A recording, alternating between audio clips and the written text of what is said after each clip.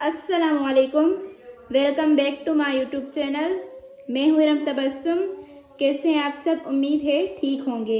आज मैं अपनी प्यारी बहनों के लिए बहुत ही खूबसूरत और बहुत ही हैवी और बहुत ही ज़बरदस्त डिज़ाइन लाई हूँ।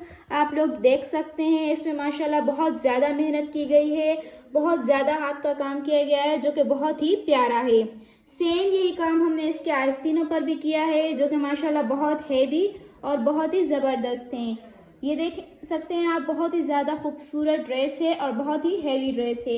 या आप किसी भी सिंधी इवेंट पर पहनकर जा सकते हैं या अपनी किसी भी फ्रेंड को एज अ गिफ्ट दे सकते हैं। माशाल्लाह ये बहुत ही खूबसूरत और बहुत ही प्यारी डिज़ाइन है। और आप लोग देख सकते हैं, इसका फ्रंट बिल्कुल हैवी है, बिल्कुल बहुत ज़्यादा हैवी है, जिसको हम सिंधी में गज कहते हैं। और इसी वजह से हमने इसका बॉर्डर और इसका दामन जो है बिल्कुल खाली रखा है, क्योंकि ऊपर से ऑलरेडी हैवी है। माशाल्लाह ये बहुत ही प्यारी शर्ट है, बहुत ही ज़बरदस्त है। मेरी प्यारी बहनों, आप लोगों को ये डिज़ाइन कैसी लगी हमें कमेंट्स में बताएं।